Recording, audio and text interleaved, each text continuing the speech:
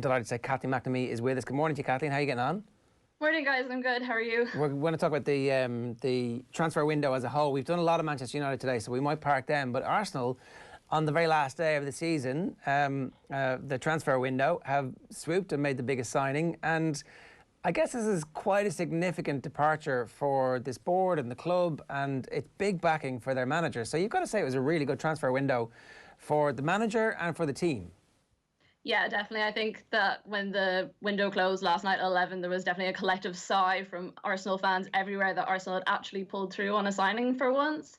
I think it is important, though, when talking about Thomas Partey, to remember that Arsenal have been looking at him for the last 2 years. So the fact that they only signed him on the final minute of deadline day, I think does say a bit about their scouting. But Arsenal needed someone in midfield, and like yesterday morning, it didn't even look like Thomas Partey was going to come through. I think Charlie Watts was the first person to suggest that Arsenal were still even looking for a deal for him, but I think it's a really interesting signing for Arsenal. I think it's a really good Arteta classic signing in the sense that Thomas Partey, he's very much, his whole career in Atletico, he's very much built up from the ground, and he takes tactics really, really well. He looks at what is needed in a team and he's able to adjust himself. He's not going to come bawling into that midfield or anything. He's going to slowly build his way through what Arteta wants.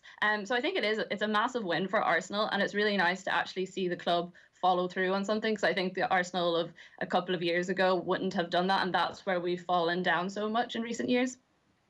Yeah, that seems to be just a huge backing of Arteta yesterday, that it does seem to have been a relatively last-minute decision to go for him. They knew for a fact that they wanted him, and they've been tracking him for so long, as you say, but to actually make that call yesterday to say, no, we want him, and the board to actually give Arteta the money shows a real level of trust. Yeah, definitely. And my real fear for Arsenal this transfer window was that they would do what they had done in past windows, where they set a target on someone. We saw it with Leon and Hussein, and they didn't get him, and then they would just go and spend a lot of money on someone who wasn't really that good and didn't really fulfill what we needed. So I think it's really great to see that Arteta has moved into that technical role when it comes to scouting, when it comes to creating the team that he wants. And he's actually, in the first big challenge for him probably in that role, he's actually managed to get one of his top priorities. The interesting thing as well about Partey, and I know we were talking to Arseblog a couple of months ago about this, and he was making the point that they had tracked him from even his loan spells with Mallorca, and Arsenal didn't do anything about that before he actually established himself in that Atletico team. Arsenal had the information on Partey and didn't sign him, and they've kind of moved away a little bit from the scouting network that they had built up over the last couple of years. A lot of those redundancies a couple of months ago were in the scouting network. That if this thing comes off, I mean, Arsenal will be vindicated in their decision to move to this brave new world of recruitment. Completely, and it's something that I think a lot of fans were worried about when it first happened, because it seemed very much like a throwback to the Wenger sort of era, which obviously didn't end all that well. But I think he will need time to actually prove himself on this. I think securing Aubameyang as well and getting that contract through was as massive as getting Thomas Partey to actually come to the club.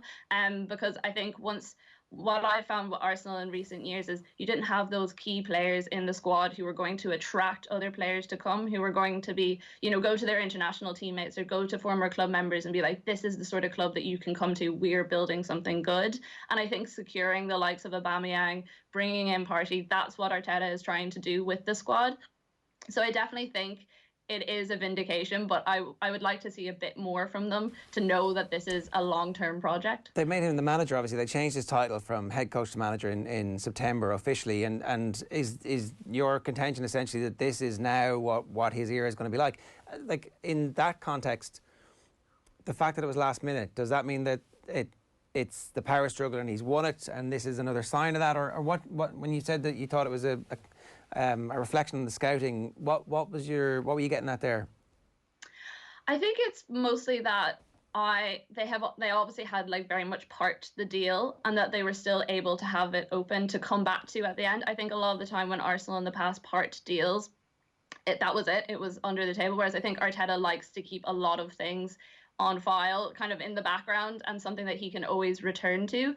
So I think it was really good that they were able to get it done on the final day, but also I wonder the fact that they have been looking at this guy for 2 years. Initially with Emery, one of the reasons they didn't go for him was because that wasn't a position that Emery particularly wanted filled. He wanted it in other roles, or other roles filled. So while it is one of their main priorities, I wonder why they weren't pursuing both at the same time, or why was it left until the final minutes to actually get that deal through. So I suppose, looking as a fan, it would be nice to see that those deals are getting through earlier rather than on the final. Like, I think literally it was announced 3 minutes after 11 last night when the deal went through, and they were only notified about it at, I think it was 11:30 Spanish time. It's a fair point, really, when you consider they ultimately end up paying the full price. So whoever needed to be convinced took until the last minute to be convinced that the full price was going to be required. But look, ultimately, if it turns out he's a brilliant player, the season's starting so late, there's nothing that is catastrophic in the season already. If he comes in and hits the ground running, then that's going to be pretty good. Where are Arsenal at the moment? Do you think they can actually break the top four, or should we actively be, given the weird results of the weekend, now saying that Arsenal should be able to go on a run? For Arsenal, I think it would be great to think that they could break top four, but I think for this season, realistically, looking at the squad, like top 5, top 6 would be a good result. But I mean, with the way results are going this season, you just can't really tell. I don't think anyone would have looked at Sunday evening and would have said that those 2 results were even possible, never mind like imaginable. So I think like Arteta 100% has to look at top 4 and think to himself, that is where I want to be. But even within the club, there's kind of been a certain understanding that Europa League for another year is probably more realistic than Champions League, because there is just such a gap. Like when you saw Arsenal play Liverpool the other week, the first time rather than the second, there's just there was a gulf of class there. And I think Arteta is still very much building a squad that can take on the likes of Liverpool when they actually play in the way we all know they can play. And I think it's getting that consistency in the squad and getting that belief in the squad, and then that's when it will really feel like they are proper top 4 competitors. How far do you think Arteta is away from having a squad that he fully owns, Kathleen? Because I guess yesterday was also kind of a fact where Guendouzi and Torreira were edging towards the exit door, players that Arteta hadn't exactly warmed to, and I guess Partey was almost a reflex to knowing that you will be down a few bodies in midfield. It does seem that Guendouzi and Torreira are not the only 2 players that Arteta hasn't warmed to. So how close do you think he is to having a squad that he feels is his own? I think it is very much a case that he is trying to get rid of a lot of players that were brought in as possibly panic buys, and then other ones he is trying to adjust to his system. I don't think he is that far. I think that we very much have seen him set up in a way where it's clear who he likes and how he likes to play. It's just actually getting the team to take on that tactical nuance and play it the way he wants. So obviously stuff like we've even seen it with Ozil. I thought it was quite interesting yesterday when Guendouzi left. Ozil was tweeted about him and how great he was, and Guendouzi replied to that. So I think it seems to me as if there's almost there's 2 camps in Arsenal at the moment, which in some ways is worrying, because obviously you don't want that divide of players who it's very obvious that Arteta doesn't want around, and the players that he is focusing his attentions on. But I think he has managed it quite well in that in his press conferences and in his media, he'll just say, I don't want to talk about those players. They are not my focus at the moment.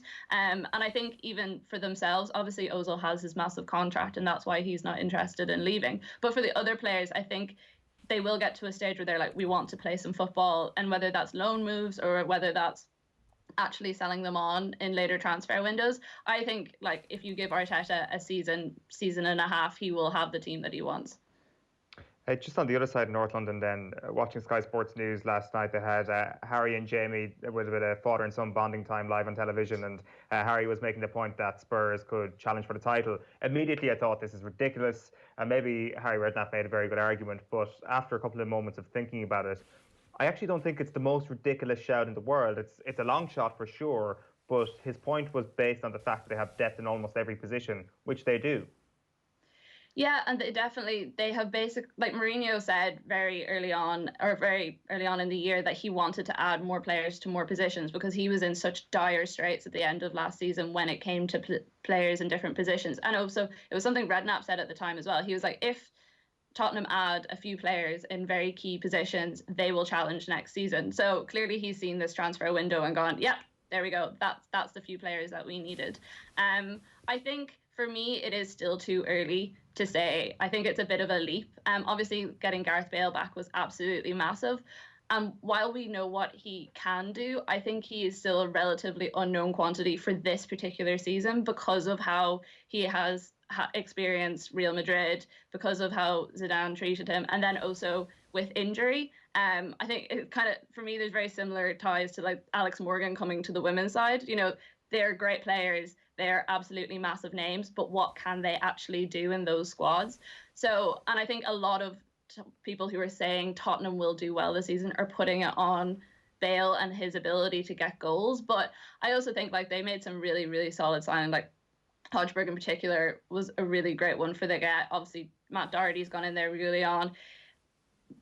I think a lot of people are surprised that Jose Mourinho has actually managed to get that many signings past Dan Levy, because, you know, he was one of the few chairmen at the start of the summer who was very much like, we don't have the money for this. There is a lot going on. We need to be really smart about how we buy. But I mean, Mourinho seems to have gotten what he wanted, and now we just need to see if he can actually pull the whole team together and get those consistent performances where you're not 1-0 up and a dodgy penalty at the end is the thing that sinks you. You know, that's what Mourinho needs to work on now. I think Daniel Levy is starstruck, to be honest. I think that's what's going on. That Jose Mourinho has walked in and flashed his smile and said, "Hey, baby," and Daniel Levy was like, "Wow, it's Jose Mourinho, I love you." I think that's what's going on here. I want to talk briefly about the two best teams in English football at the minute. That's Everton and Aston Villa. Both had fairly remarkable both have had unbelievable early returns from their transfer investment over the summer. Are either of these sustainable? I think possibly I would say more so for Everton than Aston Villa. I think that Carlo Ancelotti just has that.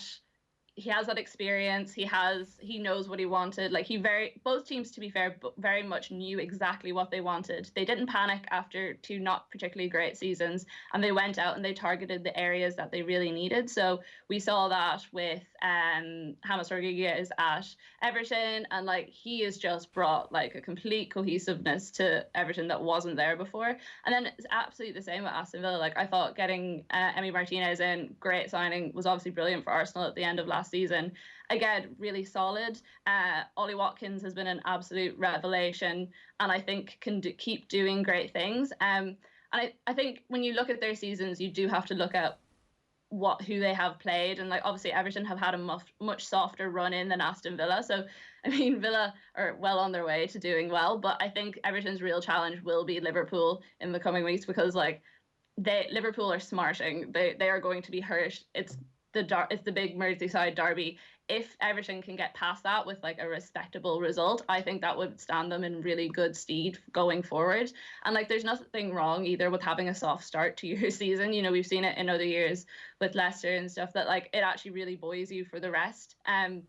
So I think getting over those big hurdles will be the true test to see. But I love seeing, that's one of the things I've loved about this season, is the fact that teams have bought cleverly rather than necessarily pushing out the boat and spending a lot of money, and they have seen the results of that already. And obviously like the championship window still hasn't closed, and I think Villa are still looking at bringing in some players, so like there could still be more to add to these squads, which is really exciting.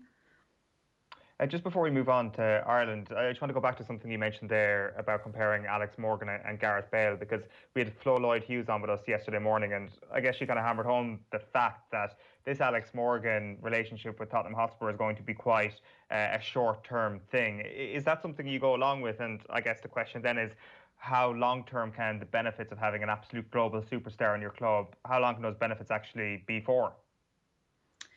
Yeah, I do think that I don't think it's just solely Alex Morgan alone coming that will make a big difference for the league in general. I think it's the fact that all these players have come. But for Tottenham, I am really curious as to how this is going to affect them, because Tottenham is not known as one of the big women's clubs. It's not known as one that has necessarily always treated its players incredibly well. So like to scoop Alex Morgan is incredible, and I think it's going to do absolute wonders even for the people working within the club when they're trying to like lift its profile and to get an appreciation for what they are working on.